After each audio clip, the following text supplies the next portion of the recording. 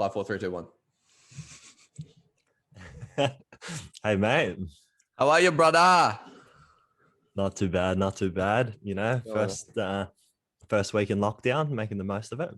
Ladsy, what's changed for you working from home, yeah? Yeah, so I think the orders was from midnight Thursday, or I guess like Friday morning. Friday's work from home anyway, but it's probably more.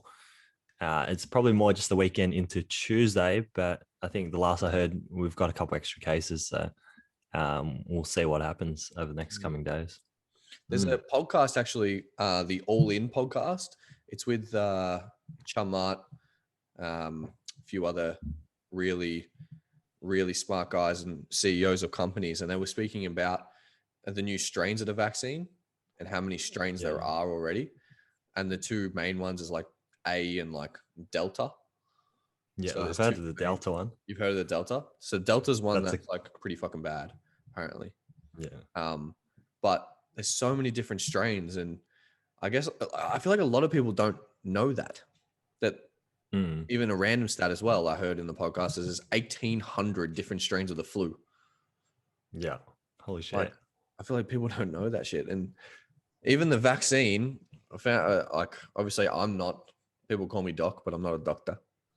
I'm not we all think you're a doctor, mate. So take this with a little bit of grain of salt, because this is on some other people's knowledge, but you know, they're pretty smart guys. They said that even the vaccine only has a 60% chance of working.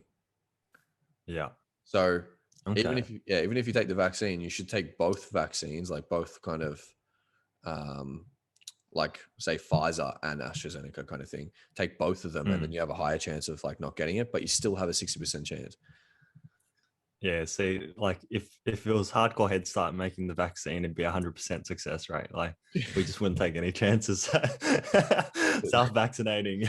Let me tell you right now, I don't think Hardcore Headstart has got a chance of making a vaccine, boys. Maybe Sama. Sama's a smart one. Sama's got the skills. Even then, he's an engineer. He's not a doctor. He's not in medical. Yeah, he's not medical, but I'm thinking he's the one who's probably got the brain capacity. Yeah, he's studied a real science, unlike the rest of us. But what were some like the aside from that key point that, you know, there's two variants, what were some of was there any sort of like takeaways that we haven't heard of before that you thought was interesting as well from the podcast? Definitely the strain one. Like there's so many different strains. Like I think the way they record strains is kind of like throughout the alphabet. So, you know, A, B, C, D, E, F, et cetera, et cetera.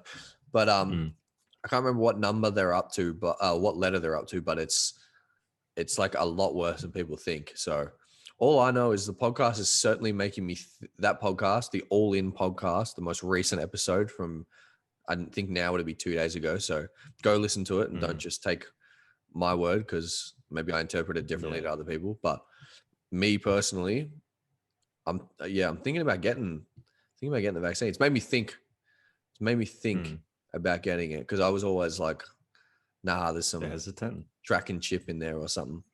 But well, it just being so new, I was very kind of wary of getting it. But you know, I think that's a value of like really intelligent people or respected people with high reputations.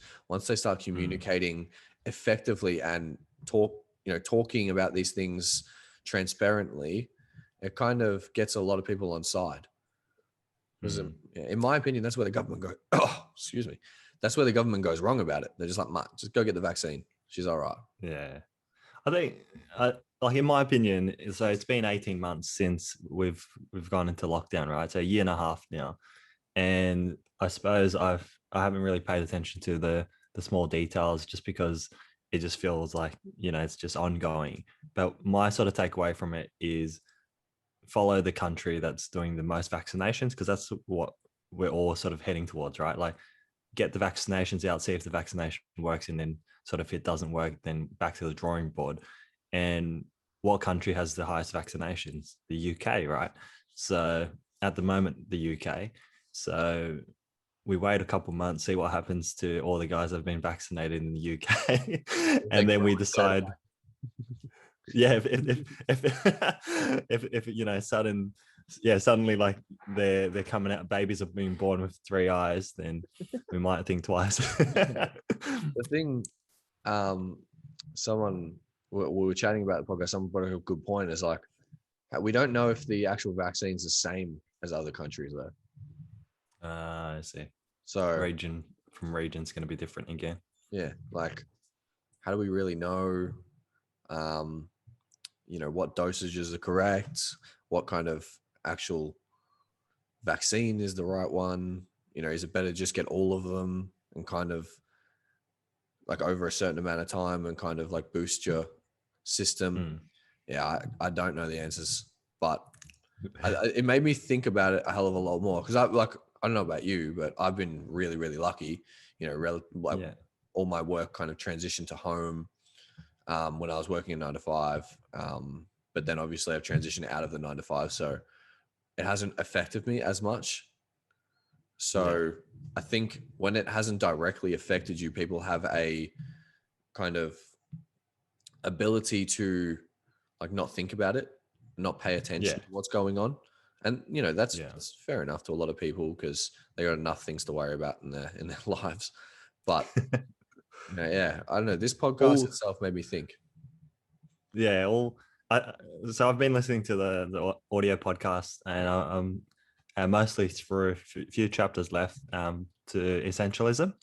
Okay. And you know, I suppose applying it to this context, it's like, when does the vaccine become essential? When is it essential to pay attention to coronavirus? It's when there's suddenly like 300 cases in Victoria. You're like, okay, I probably should pay attention now and see what's happening.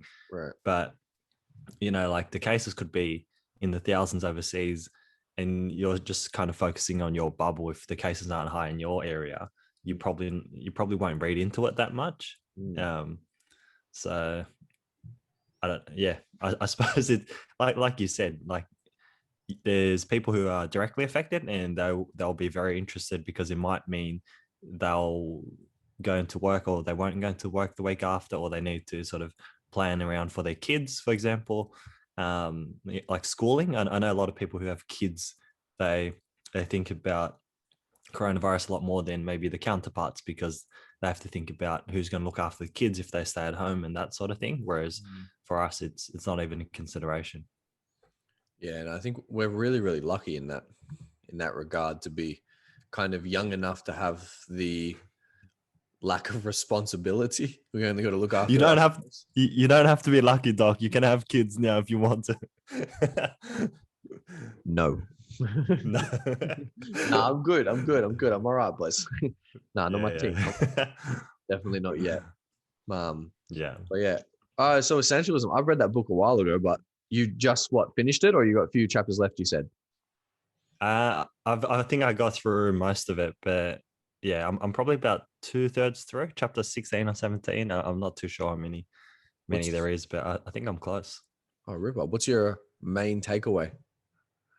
Or main takeaways? It's hard, I know. Yeah. Meditating. It's not how my brain works either, so I apologize about even asking the question. But there's a ton, but I suppose like because I've read it, maybe listened to it more recently, there's a few things that definitely front of mind, but I've been sort of taking notes, and you know, there's no way I'll cover all the gold nuggets in there. But it's a nice reminder of the Pareto principle around how 80% of your outputs are generally caused by 20% of your actions. And it talks about this idea of really looking at your activities and starting with the goal, right? If your goal is to have something published by a certain date, then, you know, that's a time sensitive thing. So you have to think if all your actions are working towards that. And then I think the other things was, I don't know if you remember the part, but it says if you're doing activities, right, you should rank or rate your score from 1 to 10. And if it's not a 9 or a 10, then you should not do it, because you're paving way for the things that are 9 or 10 or essential. So that stood out for me. So I think with a lot of social pressures and that sort of thing, you tend to get into accepting things that are like often you don't mind doing, but you probably should be doing something else. So that stood out. And then I think there was one other thing, which was what was it? That's right. So just making things like 20%, the 20-second rule. So like obviously it'll vary, but the general rule was make the things that you want to do more 20 seconds easier. So like wearing your gym clothes the night before, Oh yeah, or yeah. getting your audio book within like 20 seconds, like a few steps away from you, or like installed on your app on the front screen rather than going through 4 folders. Mm-hmm. That sort of thing I think was pretty powerful. Mm. How about you? What stands out for you from the Yeah. principles around essentialism? It's been a little minute. I have a habit of reading stuff and then incorporating it and applying in one's life and then forgetting where the information came from.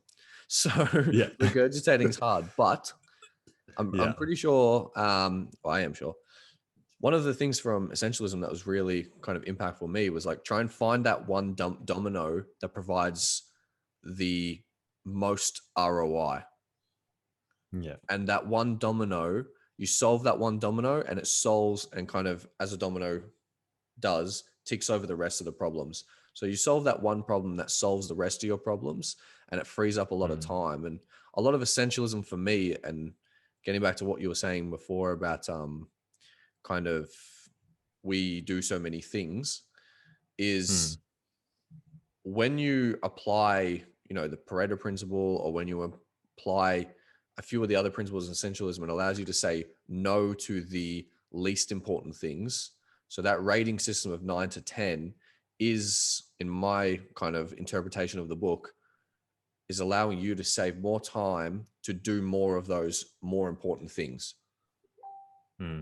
So Yeah. You nailed it. but yeah, well, that's a bit messy, but by rating things, you're always doing the most important thing, which means you get the best ROI. Well, I think it was really powerful what you said around, one big decision can eliminate a lot of, decisions or decisions that would normally have your consideration. So if you decide you're going to university, if you're choosing whether you're going to university or not, choosing not to go to university removes all the decisions based around what courses, how much time, do you work full-time or part-time, and everything else that goes hand in hand with that. So if you know for yourself, hey, I've got something that I want to build, or your business or your investing or whatever it is, and that means that you're not going to have your foot in university as well, it removes all those decisions around that. So and that's just one example. Yeah, I think with the way the world works these days, the amount of social pressure just from and any other kind of pressure with bills and everything, it makes it hard for people to say no. So everyone is always trying to do so many things. And there's an example in the book, I'm pretty sure it's from this book. It's where he's a relatively high executive. It's like one of the first examples in the book. He's a relatively high executive and his wife is at the moment having a baby, like she's in labor, right? Yeah. And either the day of the baby or the day after she's had the baby, there's a important meeting to go to. Yeah. Right now, obviously, Sure. intuitively, God damn, I just Yeah. literally gave up on that word. Intuitively, the answer to go to that important meeting is no, because you've just had a child or you're having a child. But due to the social pressures of bills and not wanting to let down your co-workers, et cetera, the example is this guy says yes, goes to that meeting. Inevitably, the meeting doesn't eventuate into anything because, the client ends up actually losing respect because you don't have your priorities in check, et cetera, et cetera. Sometimes the best answer is actually to say no. And I think saying no, that's one example of saying no. And I think it applies in other areas as well. If you say no to the least important things, or just if you already have too much on your plate, you can apply better value to those things that you're already doing. And you can do those things to a higher standard. Yeah, 100%. Yeah. Tell me, let's unpack that a bit more. Like, tell me what kind of experience or like situation comes to mind when you think of where it was a little bit challenging for you to say no, or like where you had to consciously make that decision to say no to whatever it is. Yeah. I remember personally being like when it was younger of kind of trying to do everything. So the first thing you do on this journey is realize that unfortunately you don't have enough time to go and hang out with your friends and then study everything that you need to spend copious amounts of hours working to get money. But you inevitably start trying to do that. So you're trying to have a social life. You try to have that kind of work-life balance. You try to work 100 hours and then study at night and then go out and see your friends. But unfortunately, inevitably, you realize that there's no longevity in that and it's not possible. So something has to give eventually. And if people go in with that mindset of you kind of unfortunately can't have everything at once, you can't have, both worlds, and you do need to sacrifice, then I think the decision made previous to doing all that unnecessary work makes it a lot easier in the long run. Yeah, I reckon it's really hard. So like social pressures and like if you don't have a clear sense of how you want to spend your time, other people's idea of how you should spend your time becomes more attractive. And this idea of like going to this party and going to that party and going out for drinks or going out for dinner becomes like really difficult. And you have those friends that are, they're really, because they're really passionate about it, right? And they're not really doing anything wrong. They're generally passionate about it, so they're trying to persuade you to come along and do, what's fun for them or what's important to them at the time. So they're not doing anything wrong. It's just you don't have your own compass, so you kind of get pulled into somebody else's gravitational pull, I feel. And I struggled a lot with that, and I realized it was more because I didn't have a clear idea of what I wanted to do and how I wanted to spend my time in the earlier years. And I got better with it because when it slowly transitioned from actually I know what I want to do, but I'm trying to please somebody else, that's when there was the internal conflict. And I realized something's got to change. And that's when I started getting better at saying no, I think. Yeah. Is there a specific... And it's an art form. Yeah, definitely. So like, I'd say just going out for like, being frugal, right? So, intentionally wanting to go out only, twice a month rather than 3 times a week, eating out, for example, because that, as you know, eating out can sort of eat into your budget and, consequently mean that, you've got less money to save and invest and all that sort of thing.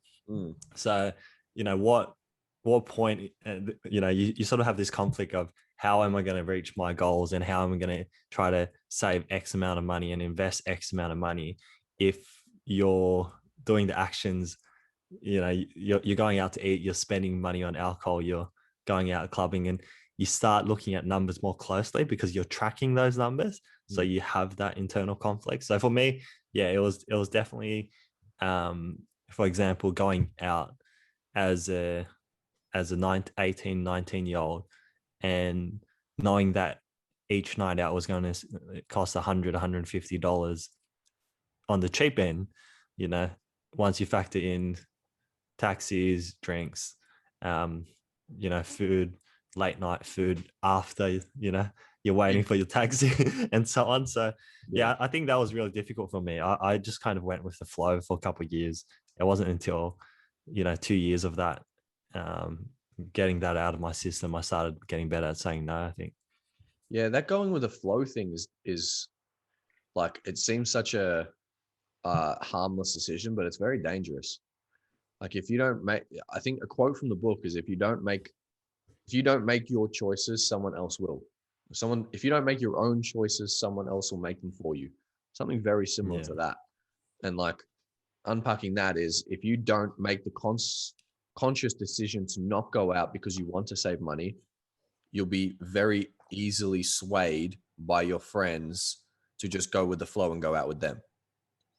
So it's Yeah. like, it's kind of like that old thing, where do your priorities lie?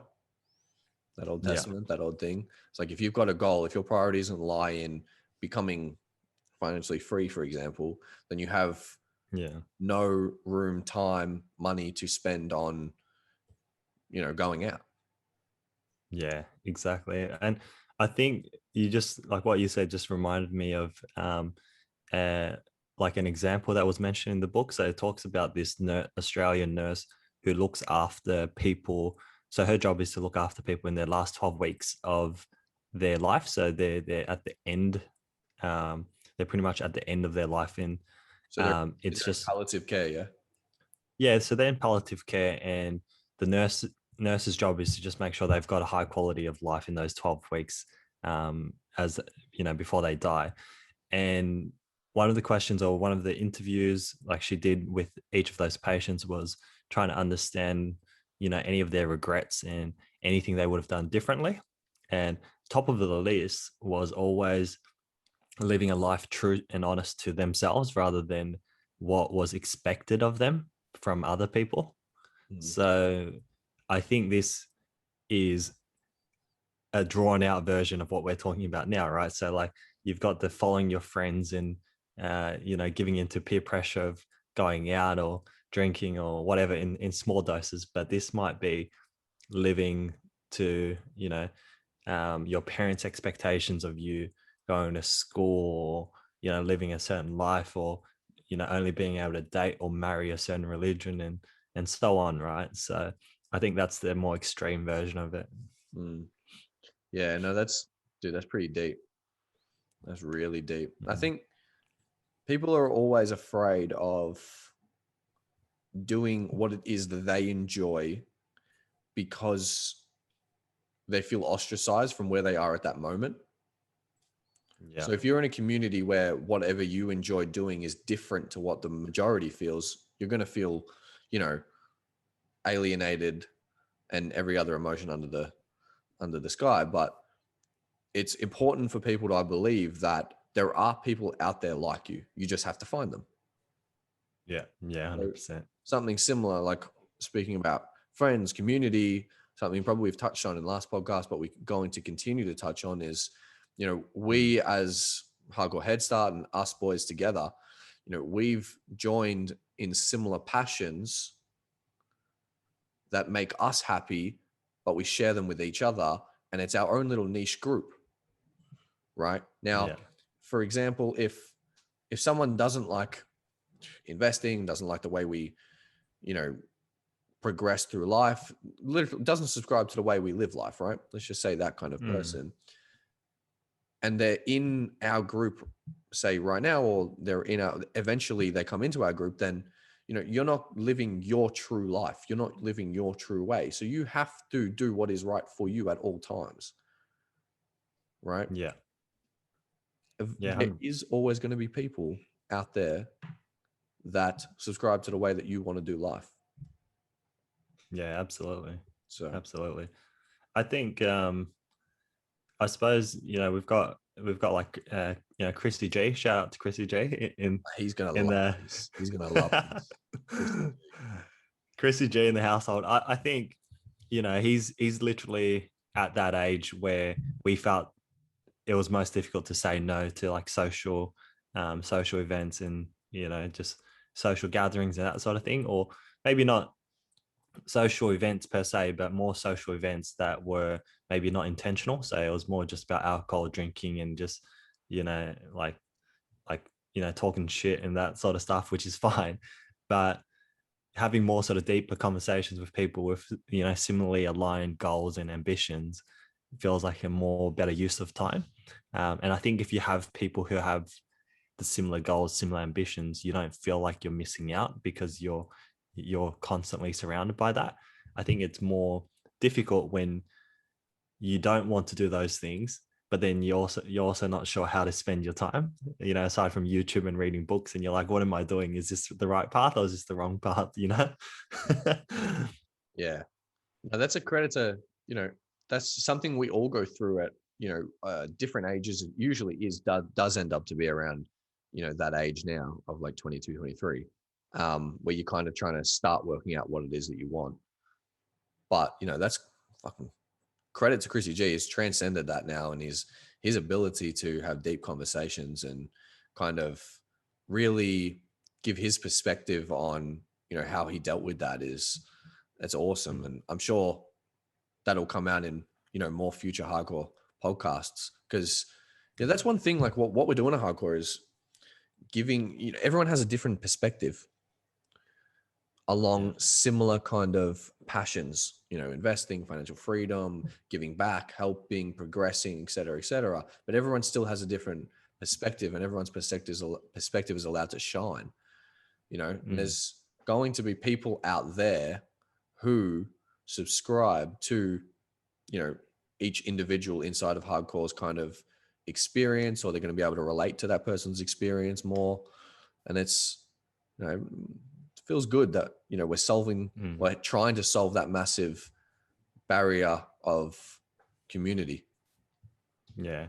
Well, look, I think just building on that, we've gotten to a point now where we've got quite a few like-minded people, in the Hardcore Headstart and like within our group. But in the beginning, it's normal to have fewer, sort of friendships and relationships that are in line with where you want to go than they are, sort of just, just platonic sort of like relationships. And I think it's about nurturing the relationships that do matter. So let's say you've got 20 friends that you spend time with. Maybe there's only one friend that really shares your goal around trying to build a business or trying to get ahead or invest for the future. So you nurture, you water that friendship, and you spend more time on that friendship, because that creates a bond, and that creates someone who you can depend on when things get difficult. You keep each other accountable, that sort of thing. I actually watched a movie last night. So I don't know if you know the story behind. So there's a movie called what's the movie called? It's over my. I've gone blank on it. But basically, there's a dog, right? The Shiba Inu or Shiba. Yeah. So there's do you know there's a statue of a Shiba at Shibuya Crossing, like near the train station? No. Didn't I? Yes. So there's a statue there, and I went past this statue, but I didn't realize there was like a significance or like a story behind it. Right. This is in Japan, yeah? Yeah, this is in Japan, Tokyo, Shibuya Station. Yeah. There's a little sort of like courtyard, and then there's a statue of a Shiba.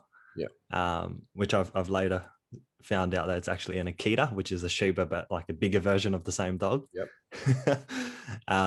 Anyway, so I watched a movie last night, which tells it's a Western version of this story. So originally the story is in Japan, but they've remade it like a Western version in the US, down in Rhode Island, right? Like this kind of small town. Anyway, I'll set the scene. So there's a train station. You see all these, people hop off the train, it gets busy, and you see this kind of like trolley carting like a pet dog, a cage with a dog in it, and the cage falls off the trolley, and the dog is kind of like scrambling and like it can't find its owner, and this figure turns up, picks up the dog, and it happens to be this professor, so a professor in music.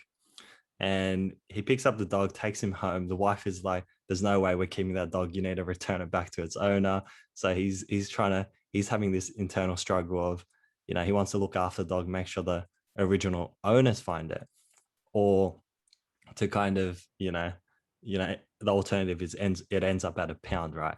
So the short version of it is he nurtures this dog. He looks after the dog, and he falls in love with this dog, becomes his closest companion, and he starts going to work, and this dog like follows him to the train station and like wants to hop onto the train. And this goes on and on for like 6 months. Like the dog walks him to the train station. And then one day the professor during like a seminar has a heart attack and he dies, right? And this dog continues to go to the same spot for the next 10 years and just keeps waiting for its owner. And all the people like in the town are like feeding it and looking after it. But this dog keeps coming to the same spot.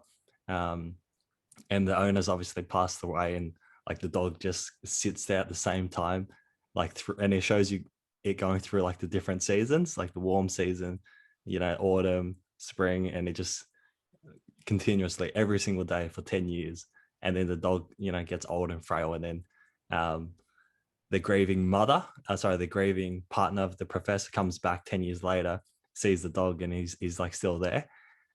Bit of a sad story, but it just shows like this kind of like unbreakable bond in a relationship where you invest in those relationships, and you've got that sort of that bond. So yeah, really interesting. Beautiful. Dude. That's beautiful. You have to find what that movie's called for the people.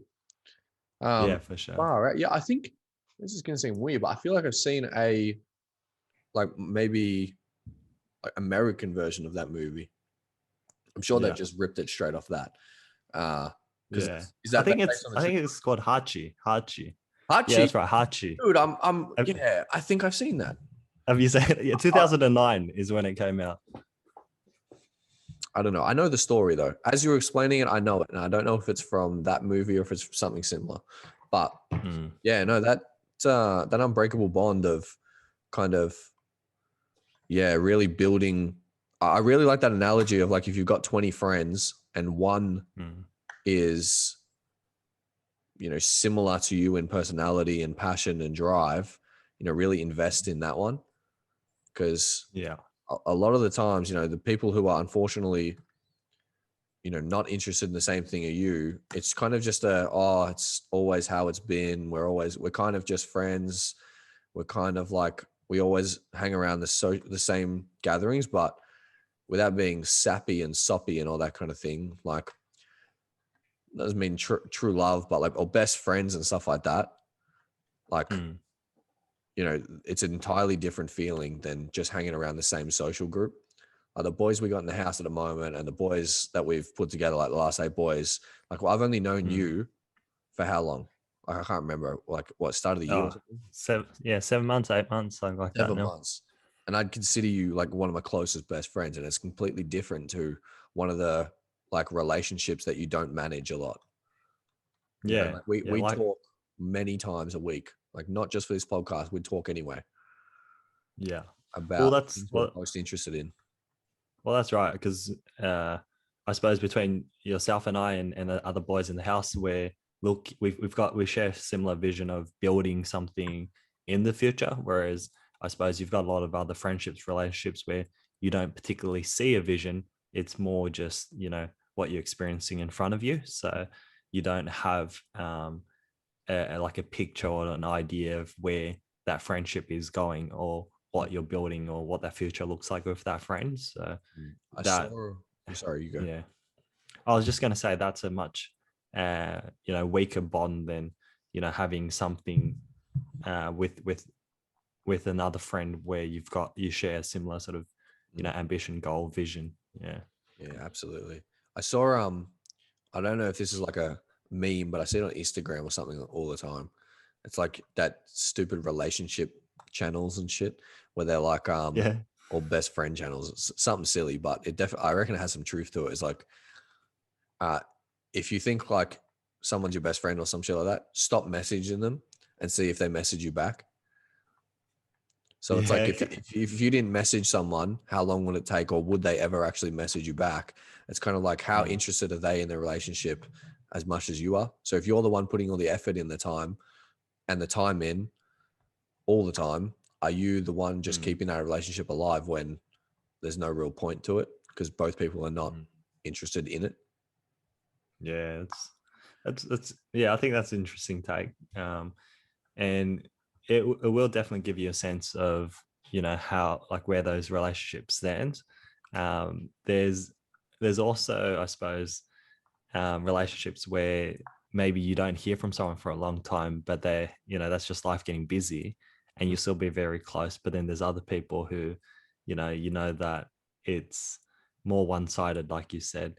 And I think everyone can relate to this situation where, for one reason or another, you and another friend sort of part ways, or you sort of grow apart, and you look back and you think, you know, you can't quite understand why the friendship sort of grew apart, and you look back and you try to make excuses for the other person, and or whatever it is. But quite simply, it's just, you know, one person viewed the friendship as more important than the other person. And if you're the one who's lingering and thinking about that friendship and why it didn't work out, chances are, you know, quite simply, you are more invested in that friendship than they were, Mm. because they're probably not thinking about their friendship as much as you are. Otherwise, you know, you'd make that effort and it wouldn't fizzle, I suppose. I think Yeah. it's like really highlighted in the amount of friends that stay together after school. Yeah. Like, unfortunately, there's not a lot. Well, me personally, maybe I'm a interesting example because I've kind of very early in life, kind of took on that kind of progression mindset and value mindset. But even still, I think there's a lot of relationships where school was, and that kind of social lack of maturity environment was the only thing keeping the relationship and the friendship together. Mm. And when things get real and, you know, doing bigger things is on the mind of one person, you know, those relationships fizzle out. Yeah. So it's interesting, Yeah. the kind of situations that, like, I know a lot of people, I was involved in like local sport and all that kind of thing. And I got friends from there. I got friends from school, but I don't communicate with like any of them. Not out of like, I don't enjoy them, but those are the specific environments from where those relationships were kind of cultivated. And that's where they just stay. There's nothing more than from that, if that Well, makes sense. well, that's right. Like, let's say you go through a phase where you're doing heaps of martial arts or sports, you know, footy, soccer, and you get to a competitive level. You build those friendships, those bonds, and the glue is activity of soccer or sports, right? If you if you then transition and your focus comes around building character, self development, you know, uh, building out investments, and sort of looking into ways to, you know, create a business, or whatever it is. If you're fixated and you're passionate about that, you're always going to be talking about that. And given, you know, two or three options, you're always going to choose the one that's going to help you get closer to your goal. And if someone else's goal or vision isn't the same as you, they're not going to find that interesting. So, you know, you'll be talking about something and they're not that interested in it. And the only thing that brings you guys back is talking about the sports, but slowly you stop caring about the sports as much, and they might still be stuck on the soccer or the activity. And it's not right or wrong. It's a misalignment of where your priorities are as you sort of grow, I suppose, or get older. Yeah. Yeah. I think it comes like, it kind of still comes back to that whole like community and group and passion kind of thing. Like, you know, if my passion was football solely, like I loved football, like all I wanted to Yeah. do was play football, talk football, be football, you know, then I would kind of align myself with people who are similar. Yeah. But at the moment, as far as I can tell, all my passions rely in business, rely in personal growth, self-development, investing, finance, helping other people, et cetera, et cetera. Um, you know, and the people around me at the moment, they have very similar passions, very well, near on say exactly the same passions. So it, you know, it kind of, it does make sense.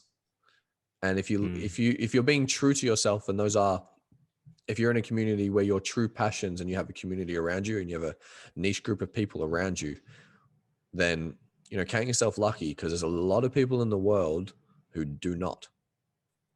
A lot of Yeah. people in the world who aren't open enough with themselves to be able to say what they really want. Not enough people have done the thinking to tell what it is they really want. So if you think at the moment you really know what you want, and you have a group around you of people that want similar things to you, count yourself lucky. And if you listen to this and you don't know what you want, try and work it out. It should be your main thing in life. Work out what the hell you want. Surround yourself with people who want similar things. Yeah, 100%. I think, building on that, at the start, if you are used to a certain way and you want to grow and change the person you are, you're going to you're most likely going to run into struggles and challenges, right? So trying to establish a whole new support network of people that you can rely on and depend on when you're having like difficult days, because if you're obsessed with building a business, you're going to run into roadblocks every single day. If you build that network when you're having those tough days, you're going to be able to bounce back much better if you nurture and you focus on those relationships, because you can't depend on your less so your family and your friends from football, your past, sort of shared hobbies and other areas of your life to provide you the support you need to grow your business, because they don't understand or have the experience or interest in business, I suppose. Yeah, I think that's beautiful. I think, yeah, in when it comes to what you want, self-fulfillment, it's probably the area where you need to be the most selfish. Yeah. Find out what it is you want. And it's not easy to do. It takes a lot of time, takes a lot of experiment, takes a lot of pain, but yeah, she's worth it. As far as I can tell so far, it seems to be worth it. I'm not saying I'm done. I'm saying I'm on the path. And as far as I can tell, I feel, Samir said something in a podcast the other day where he goes, this just feels right, what we're doing at Hardcore Headstart and being together. And I literally couldn't agree anymore. And it really resonated. I was like, yeah, everything we do feels like the right thing. And I guess that's kind of, a metric for yourself to like look inside and be like, if something isn't feeling right, then you need to not shy away from it. You need to go deeper into it and understand what it is, why it doesn't feel right. It's not enough. You don't have enough time in the world to do things you don't enjoy doing. So yeah, for sure. Samir definitely has, he's very self-aware, and I think he's really in touch with his emotional side. So he knows when, with the emotional intelligence, he knows when things are morally aligned, personally aligned, and he's, heading down the right path in all the development and growth that comes with that. We're just lucky we've gotten to a point now where we probably know more friends or spend more time with friends that share the same goal than friends that don't. But it's not always going to be like that from the beginning. In fact, there's a lot of people that we come across that are very interested in self-development and really interested in, investments or finances or, building a business. And those people often express feelings of loneliness, feelings of not belonging, not having, someone who they can talk to about their interest about. And I think that's a feeling that like I experienced quite a bit early on. And, I remind myself that people feel the same. So whenever you come across those people, you try to water and like help them understand that, it's just part of growing, part of that experience, I think. yeah, I was very lucky in that regard. When I kind of started this journey and realized I enjoyed it, I had a community there, that was built by people similar to yourself, because they were lonely on that journey. What do they say? The road to the top is lonely, or being at the top is lonely. It's very, very true, because it's kind of the ostracized, or it's the hardest thing to do. It's the niched of everything.